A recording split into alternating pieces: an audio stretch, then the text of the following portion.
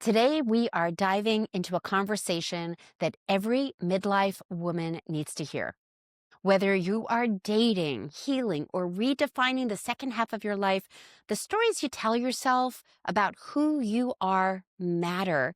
And my guest today, Marianna Marlowe, knows how to name and unravel these stories in the most powerful way. She is a fierce, brilliant Latina writer whose memoir, Portrait of a Feminist, explores identity, belonging, cultural roots, and what it really means to live as a woman in a world shaped by patriarchy. This is a conversation about self-understanding and self-liberation. And it's going to change the way you think about your own voice and your own power. We will explore how Marianna defines feminism in a way that feels accessible and grounded, even if the word has never resonated with you. We will look at how the influence of two very different cultural worlds shaped her voice, her identity, and her understanding of womanhood. And we're going to talk about the art of memoir writing, why she framed her book the way she did, and how telling the truth about your life can help you reclaim love, trust, and self-worth at any age. I am so excited for this conversation. This is such a different conversation and such an important one. So Marianna, so good to have you here. Thank you for spending some time with us.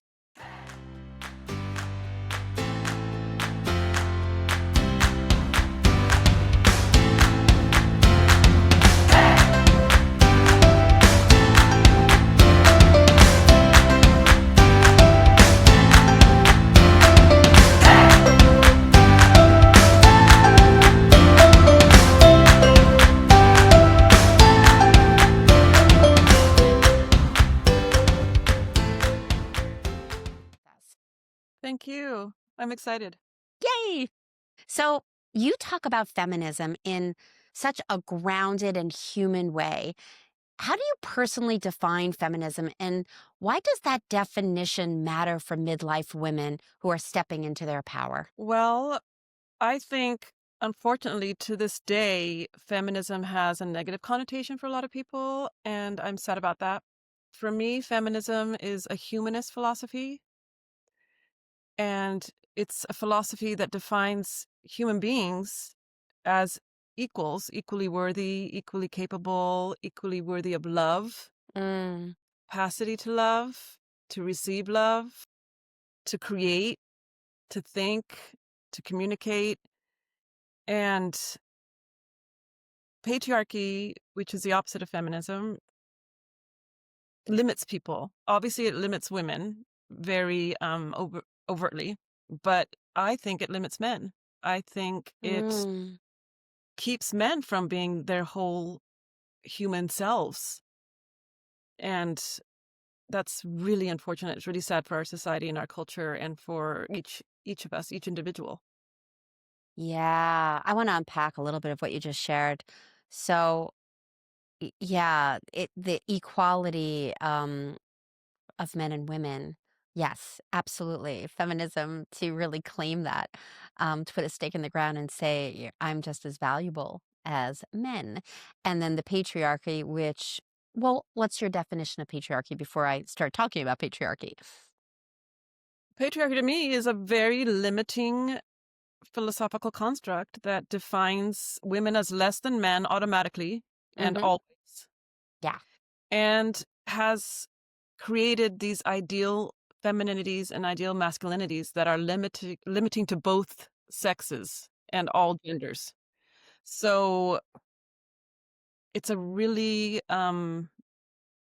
oppressive, repressive societal construct. And what I would want everybody to know, men and women, is that there's a much more liberated alternative. There are many more Mm. Yeah, yeah. because patriarchy is so specific and so limiting.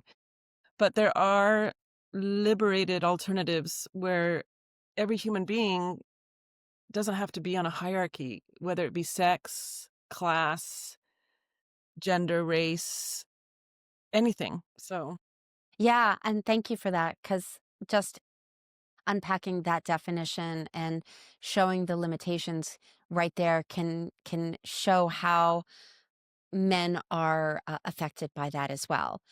And I wanna Yeah, if I could interrupt one more yeah, time and sure. say, somebody asked me, a couple of people have asked me in the past, "Why do you insist on using the word feminist if it can be off-putting to some people?" And I said, "Because part of sexism, part of chauvinism, part of patriarchy is making female, anything feminine, a dirty word. And I am sick of it. I will no longer play that game. I think feminism has the word female and feminine in it, and that's great.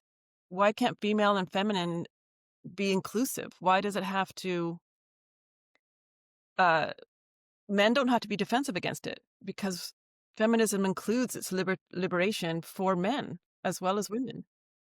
So that's why I say portrait of a feminist instead of something like portrait of a humanist. I think that's that, words are powerful.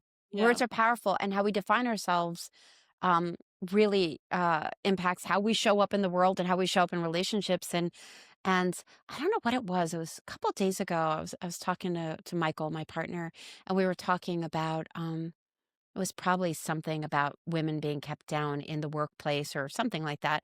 We were having a big conversation about it, and I was just like, women have learned to be like men. Women have been taught to be successful, they have to show up like men.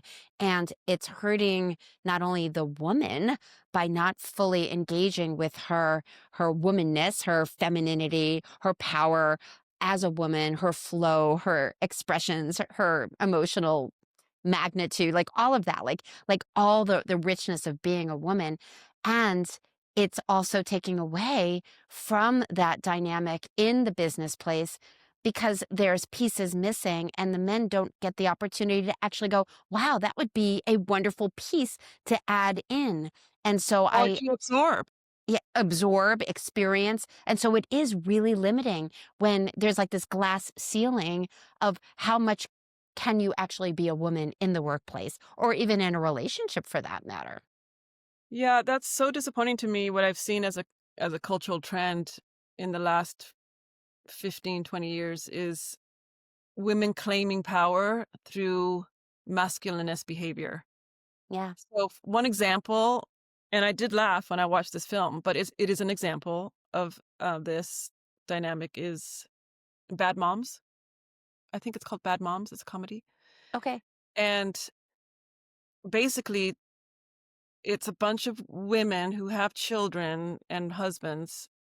And the message of the film is look at these liberated women, these women who are seizing the day and seizing their power by getting drunk and goofing off and doing all the things that like frat boys might think are fun. And I'm like, where is the I don't think that's fun at my age.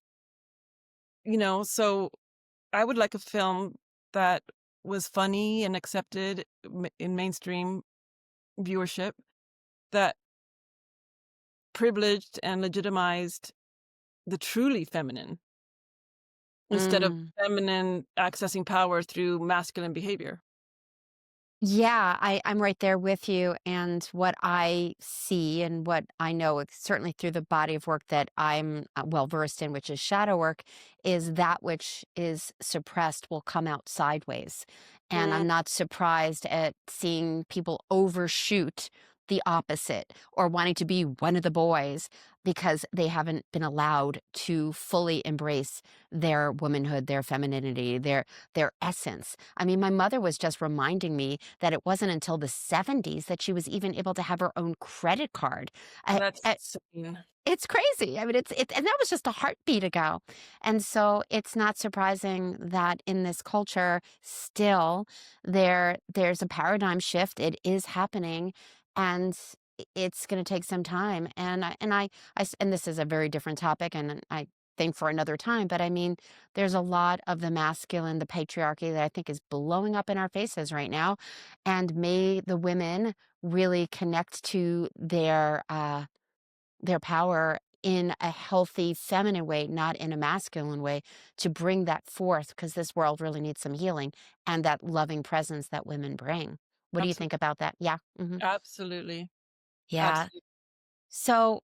So I kind of like that rebel in you in a way that, that it's not a word that necessarily resonates with a lot of people.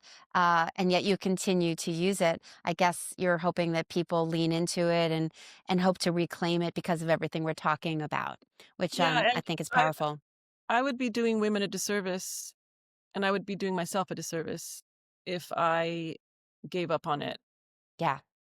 because when you do that, even if it's for the best of reasons, you implicitly, um, devalue, and I don't wanna devalue the root of the word feminist, which is female, which is woman. I don't wanna devalue myself and other women. I And wanna the more we speak about it, the more you are on more podcasts and that word becomes normalized, the Mhm. more we can embrace it, the more it can be like, "Oh, okay."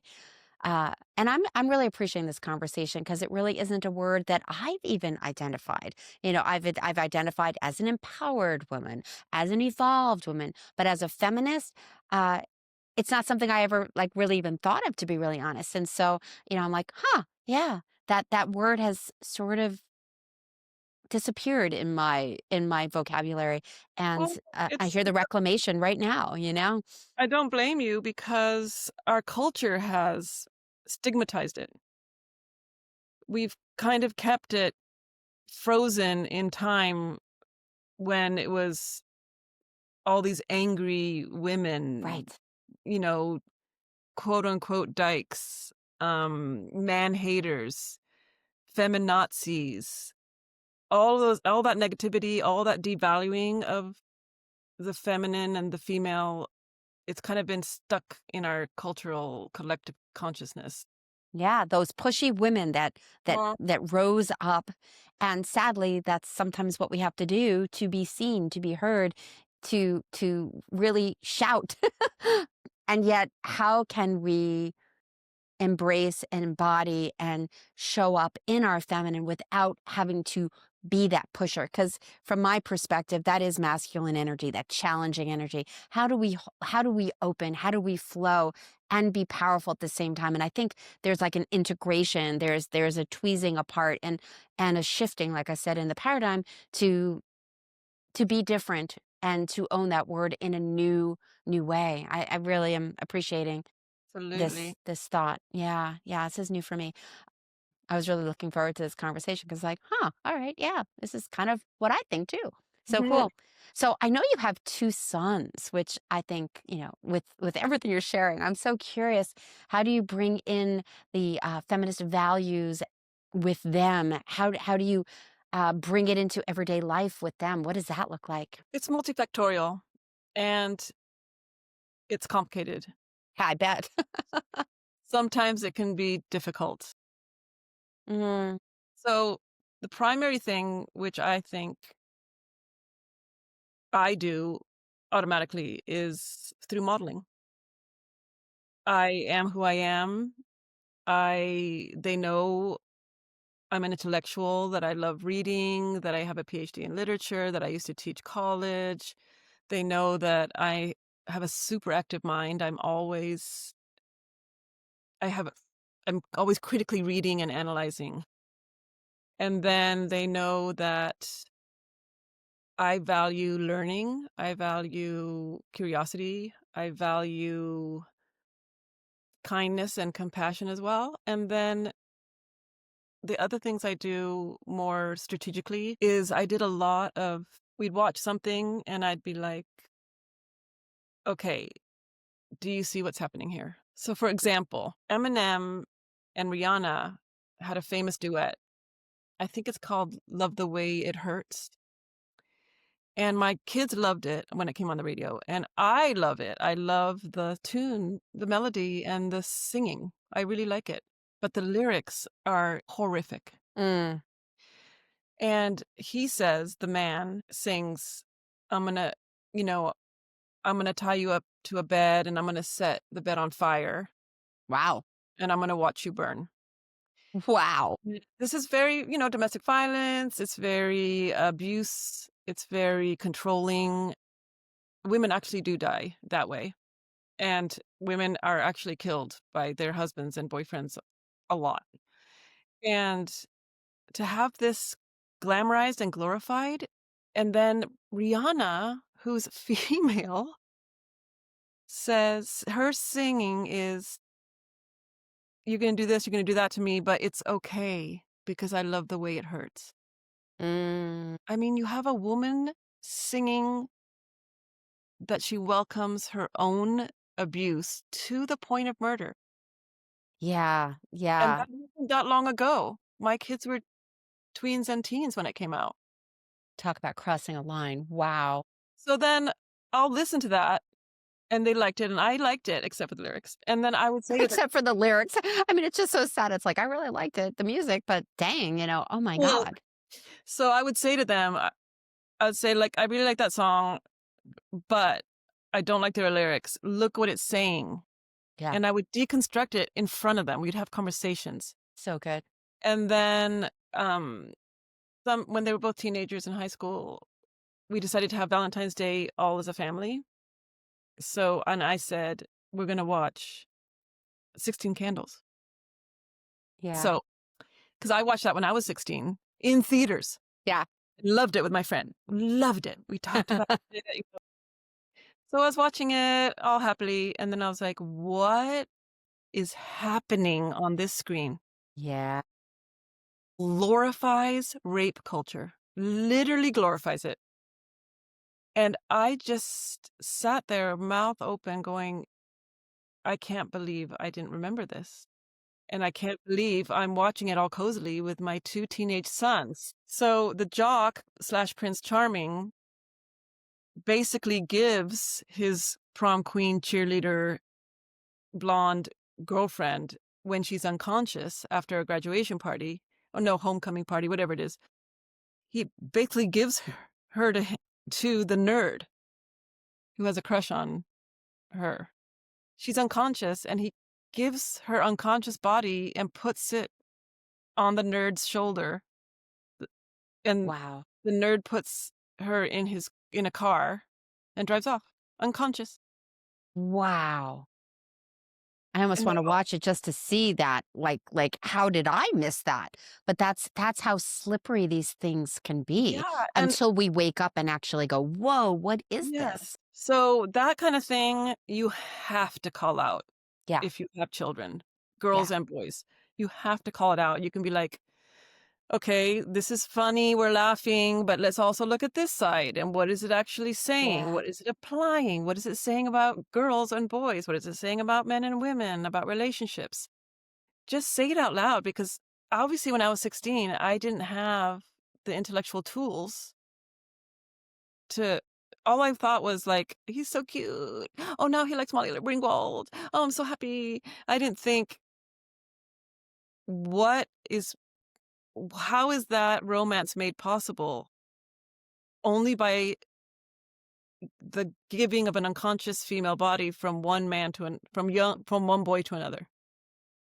So, and anyways, this is the indoctrination, this is what we grew up on, and it's not surprising that people in midlife that are starting over in relationships are going, I'm not so sure this is going to work. I'm not sure I want what I've experienced and witnessed. And there needs to be that rewiring. There needs to be an updating of who they are and what they are going to accept and what they're not going to accept. yes, And to really own that place of this is the deal now. But if we had this at young ages, which we did, it's kind of inside of us. It's that people pleasing good little girl. What will we accept? Because we've been trained to accept it.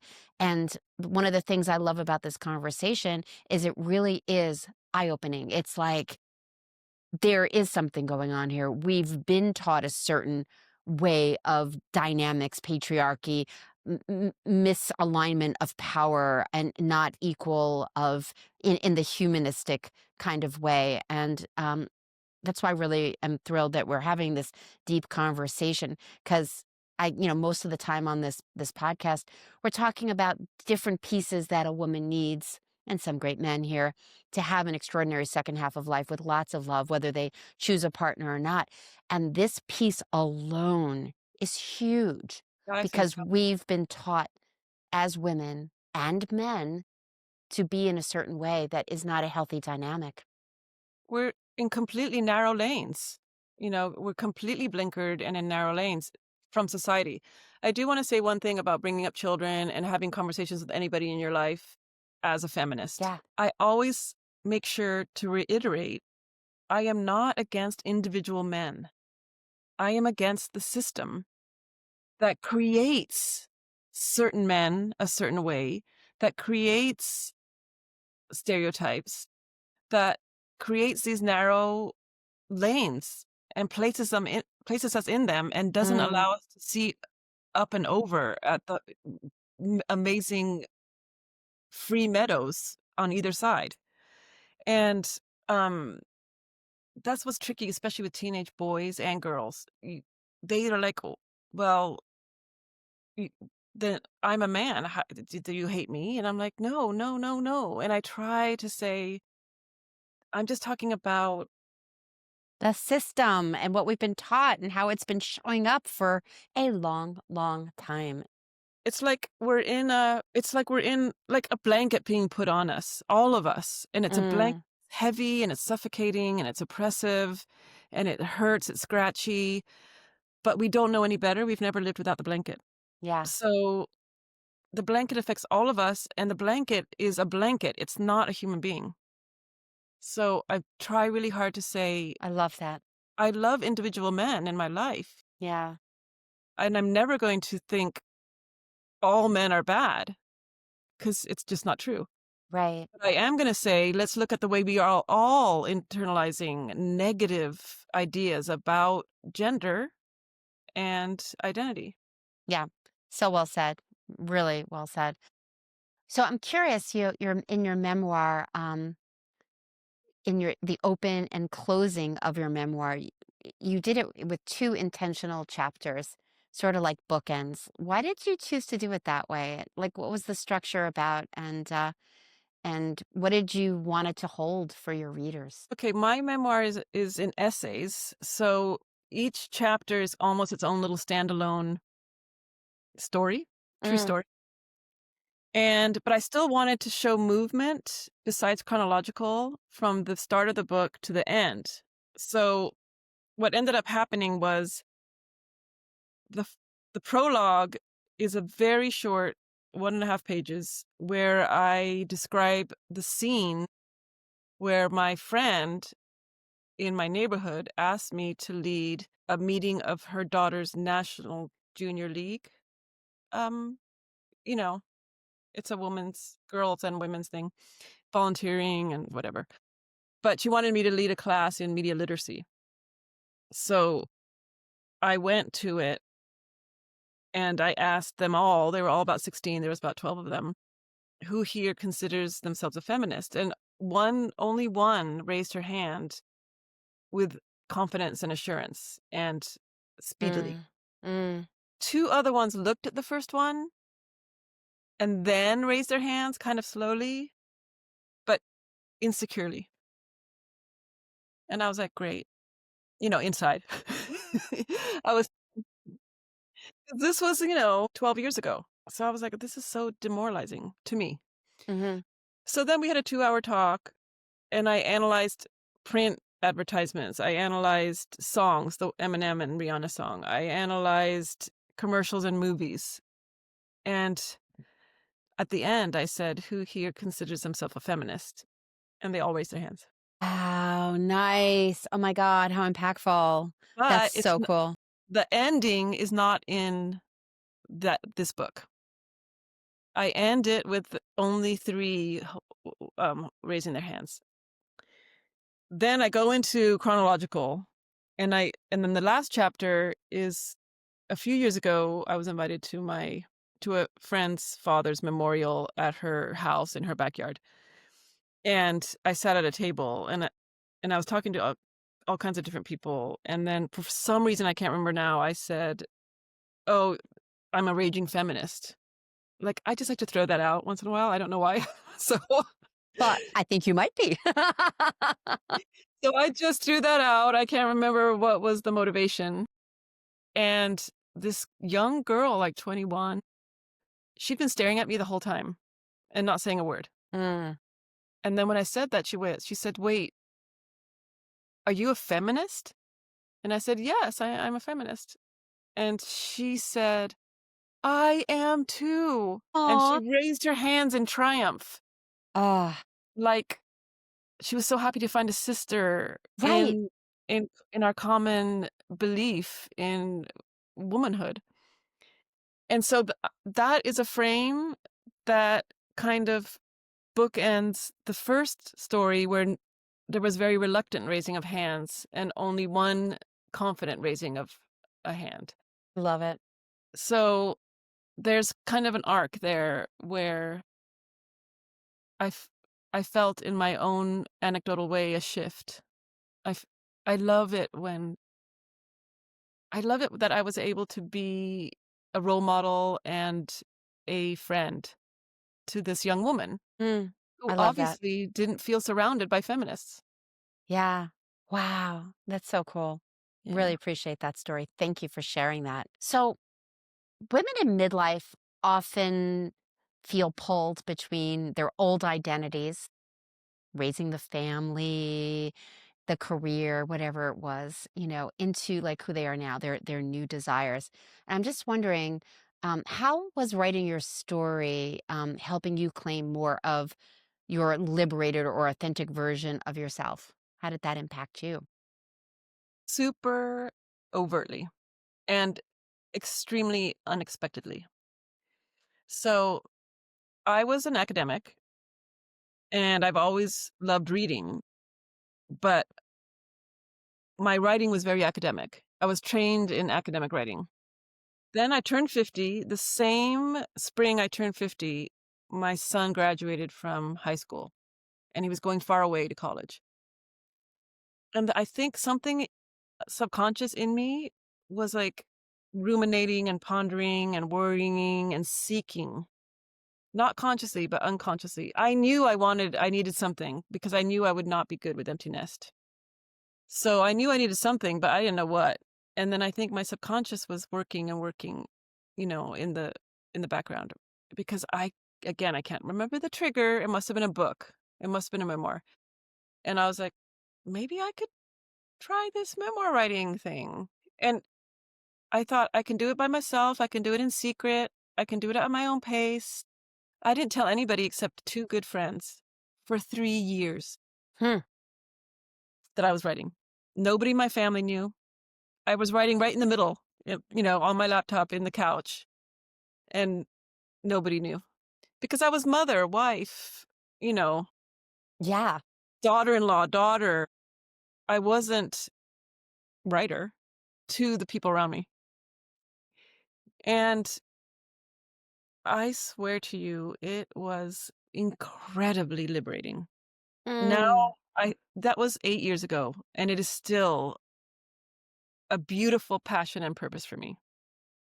I just it is my postmenopausal second or third act in life, and it is fulfilling, and I love it, and I do it.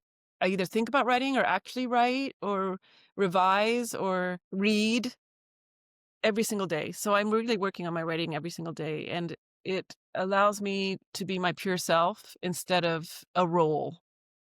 Like, it's the Like the closest. things we've been taught to be like. Mhm. It's probably the purest me that I've ever been in my life. Because even when I was young, I was very close to my mother. I was always trying to please her. Or I was internalizing all those lessons that you have to be pretty and you have to be soft. Don't put people off by having an opinion or yeah. by being too loud or Well, you grew up with a Peruvian mother and an American father. So though, two different cultures, uh, Mhm. different influence, it makes sense that you might have gotten some cross wiring and some messages. I mean, you're talking about how that those messages shaped you. Did it also impact how you viewed feminism? Yes. Um, for a long time, I didn't know it was impacting me because I was living it and Yeah, I was young. of course. But my dissertation was on contemporary Latina writing, and it taught, and my theme was this identity that I came up with called transmigratory subjectivity, which means Latina women who have either parents who migrated or who migrate themselves, or migration as a theoretical metaphor. And so I realized that I lived in between cultures, my mother's and my father's, and also we traveled a lot. So we lived in, Mm, or we lived in Brazil, we lived in the wow. Philippines, and then we come home to America. America was, North America, the United States was home base. And I realized in grad school that I was this intersected identity. You know, I was I couldn't take out my gender from my class, from my race, from my religion, from my sexuality. It's like baking a cake. You are a cake. You're not going to be able to take out the flour and look at it alone and be like, this is me, flour, or this is me, vanilla extract. You can't do it. And that's what identity's like. When I was very young, Mm, when I was in high school and the beginnings of college, I thought identity was additive, like layers, and you could sometimes separate one layer and just be that one layer and think about that one layer. But then I learned an amazing scholar and activist, Kimberly Crenshaw. She came up with intersectionality, mm, and it's a way of thinking about identity that you are everything at once. Everything informs the other. Your gender, your sexuality, your religion, your class, your nationality, everything informs each other to make you who you are uniquely. mm, So when I wrote my dissertation, I was actually writing about myself. And so my multiculturalism, my in between kind of experience, living in between, that has really informed my feminism. So I'd go to Peru, let's say, visit Peru, mhm, or grow up with my mother. And ideal femininity there was you have to look amazing, preferably blonde because of class. You have to be very feminine, like have soft spoken and have breasts, and it's very specific and pressureful. mm. And because I have curly hair, I had a really curly hair before I went through chemo. Now it's finally coming back a tiny bit. But curly hair was bad in in South America. Mm, And my mother straightened her hair till the day she died. Um interesting. Wow. because because it's not white. Yeah, and different generation, you woke up. You see things differently. Yeah. Um yeah, I hear you. And and then my dad, he had a he had a whole different, I mean, they overlapped, the ideal femininities, but they were a little bit different. So I was always toggling between, I was navigating always from Yeah. the time I was born. And then I realized that in grad school, I realized Yeah. this is my Wow. position in life. I was a toggler. Yeah, yeah. Thank you. So, I already shared that feminism isn't necessarily a word that has been in my vortex at all. Um, I haven't connected to that word, and I'm sure there's a lot of people that haven't as well. To your point when you were talking to that group and only a couple of people raised their hands. What might you offer to the people that are listening as a way to connect more deeply, maybe, uh, you know, to welcome that concept in? And how do you see that supporting them when it comes to love and relationships? Well, for women, this is strong language, but I think when you internalize patriarchal precepts, you learn self-loathing. And even if you don't believe it, I think you have it somewhere in you. And that's really sad and really imprisoning. For men, they've learned to displace all feminine in them onto women and to loathe that, to think it inferior, to think it threatening, to think it Yeah. whatever inferior definition you have. So, to men and women both, I would say try to step outside of the box. However you do it. One way of doing it, which is really simple, is flip the script. So, if something's bothering you about maybe some embarrassment or shame if you're a woman, or judgment and avoidance if you're a man, or something's bothering you about something you see on the street or in a restaurant or in a movie, flip the script. Say, what if the man were in the woman's position and vice versa? What does that look like? And that will teach you so much. Like anything. Like if you see a car ad and there's this skimpily clad woman draped on the hood, flip the script. Put a man in that position, and you'll see how ridiculous and constructed that identity is. I think that's such a great exercise. So that's a really simple, easy exercise. Yeah. And a harder one is to step out of the box and embrace what you've been taught to hate. Mm. Be self aware. Be aware of how you've been taught. Be aware of how identity has been constructed. Be aware of where your emotions come from. Your automatic shying away from an angry woman who's just defending herself or women or whatever. Yeah. Your automatic quieting down when a man in a social context speaks over you more loudly. Why are you quieting down? Yep.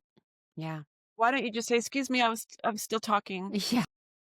That's And all. that's the deeper work. I mean, first is the noticing, and then the deeper work that I do, which is, there's fear there. It's like, what if I say that? Then there's conflict. Then I'm looking like a bitch. Then it's like, then there might be aggression. It goes so deeply, and the first place is to like notice it and have a different choice of how you view it. I like the switch thing. I think that's great. Your book sounds amazing. How could people find this book? Say the name again and tell them where they can find it. Full name is Portrait of a Feminist, colon, a memoir and essays. And I if I could have called it whatever I wanted to, I would have called it Portrait of a Feminist, a memoir in true stories. Because the essays aren't dry, academic. They're very much like stories. There's Mm, scenes and there's dialogue and there's feeling. And if you want to find it online, bookshop.org is an amazing online organization, and some of their profits go directly to independent bookstores. wow, I love that. I didn't know that. Thank you for letting me know that. We'll be sure to put that in the show notes. And then Wow. Amazon, of course. Mhm. And then locally, I mean, if you don't want to do it online and you have the bandwidth, go to your local bookstore. Ask them to order it. My distributor is Simon and Schuster. Every bookstore practically in the world can access my book through Simon and Schuster. Love So it. it should be easy. And that way you support your community, you support your local bookstore, you support independent business. You get to go into a bookstore and smell the books, which I do. That and I miss that. I always remember when I was growing up, the bookmobile. It would come to the school and we'd go into the bookmobile and it always had that special smell and I was like, "Ooh, my mom gave me money." It's like, "What am I going to get? What am I going to get?" I love that. So support your local bookstore, go grab her book. So beautiful, so powerful. I love this conversation. Thank you so much for being here today. And one more thing, I welcome any dialogue, any feedback. I have, um, if you're so moved, you can leave a review on Amazon or wherever. But I have a website called mariannamarlowe.com, and you can just write me. And I will make sure that's in the show notes too. And, while we're talking about comments, for those of you that are on YouTube, put some comments. If anything is bubbling up for you or you have any questions, uh, put them there. I'm going to read them all and I'll make sure that she sees them too, so that we can interact with you and like and subscribe to the station. And if you're listening to Dream Vision 7 Radio, well, hopefully you've enjoyed. Make sure you like and subscribe to whatever station you're on because we're on all platforms. And tell your friends about this, especially, I was going to say especially women, but I'm going to take that back. Tell everyone about this because it affects everyone, as we've just been discussing. Thank you for your time. This was amazing. Thank you so much. I really enjoyed it. Good. Me too. All right. Until we meet again. Mwah. One more thing before you go. Have you taken my Discover Your Love Avatar quiz? It's a 2-minute quiz that can help you not only know your strengths, your superpower, because you have one, also identify some of your blind spots, some of the things that might be having you in your fear, having you behaving in ways that aren't in alignment with your highest self, the way you want to be when it comes to dating and relationships. And it'll also help you discover why maybe the stars haven't lined up for you yet. Bottom line is, you take this 2-minute quiz, you get a full report in your email with details on how to move forward in next level love, whether you want a partner or not. So you can go to midlifeloveoutloud.com/love quiz. The link is in the show notes as well. And if you haven't liked and subscribed to the station, I'm going to encourage you to do that too, so you don't miss any episodes. And I hope you got a ton out of today's. See you next week. Mwah.